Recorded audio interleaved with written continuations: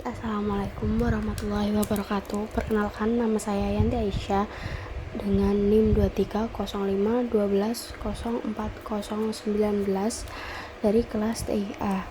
Di sini saya akan menjelaskan praktikum tentang subnetting.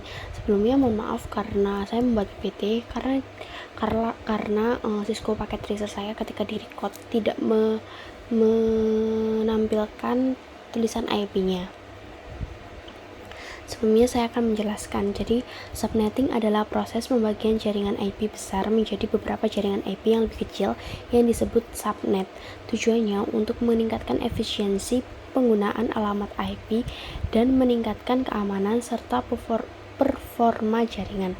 Dalam subnetting, bagian dari alamat IP digunakan untuk mendefinisikan jaringan dan sisanya digunakan untuk mendefinisikan host dan jaringan tersebut. Ada tujuan dari subnetting, yaitu yang pertama, menghemat alamat IP.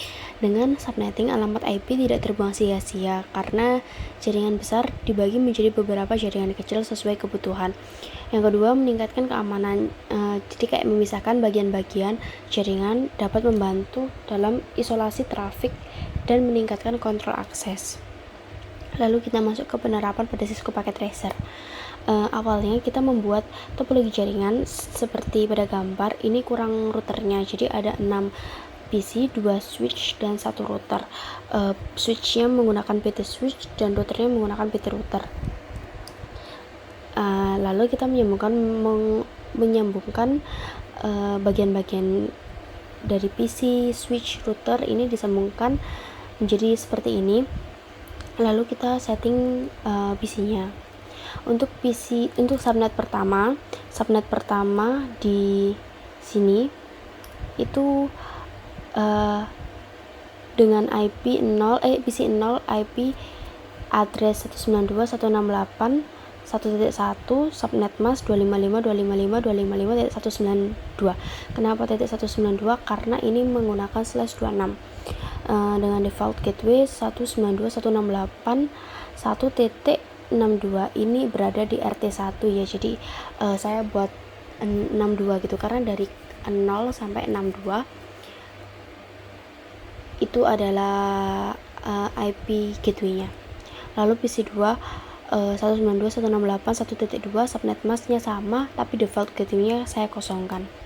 Lalu PC2 192.168.1.3 subnet mask-nya sama, lalu default gateway-nya saya kosongkan. Untuk subnet 2 itu bagian yang sebelah kanan PC 345 itu PC yang 3 192.168.1.65.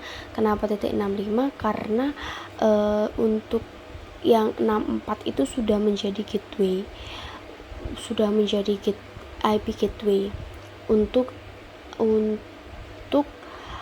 RT pertama. Jadi subnet masknya sama tapi default gateway-nya saya kosongkan.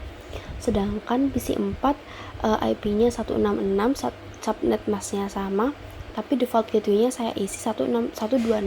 Kenapa 126? Karena ini berada di RT2. Lalu PC 5-nya IP address-nya 1.67, subnet masknya sama, default gateway-nya sama, saya kosongkan.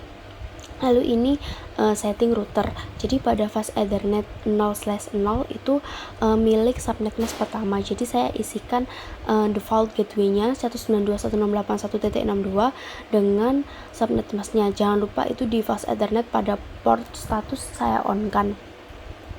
Lalu pada router kedua yang fast Ethernet 1/0 itu miliknya subnet mask kedua. Jadi saya isi default gateway-nya subnet mask kedua 192.168.1.126. Jangan lupa di on-kan port statusnya. Lalu saya ubah ke mode simulation. Jadi nanti di show all none, terus di edit filter, terus kita klik ICMP aja. Nah, ini adalah percobaan dari PC 0 ke PC 4. Terbukti semua pesan terkirim ke seluruh PC yang berada pada subnet kedua. Akan tetapi yang bisa mereplay hanya subnet keempat karena hanya subnet keempat yang memiliki IP gateway gitu. default gateway-nya tadi kan yang diisi hanya PC4, yang PC3 sama PC5 tidak diisi. Lalu ini saya coba tracer dari PC0 ke PC2, berhasil karena PC0 dan PC2 itu masih dalam satu switch, jadi kayak masih berhasil. Yang ini PC2 ke PC4 berhasil karena PC4 ini memiliki default gateway yang bisa mereplay broadcast dari PC2. Sedangkan saya tracer ke PC1 dan PC3, hasilnya adalah RTO karena PC1 maupun PC3 tidak memiliki default gateway. Jadi kesimpulannya, dengan membagi jaringan besar menjadi subnet yang lebih kecil, kita bisa mengelola lalu lintas jaringan yang lebih efektif, mengurangi kemacetan dan meningkatkan kinerja jaringan. Oke, sekian presentasi dari saya.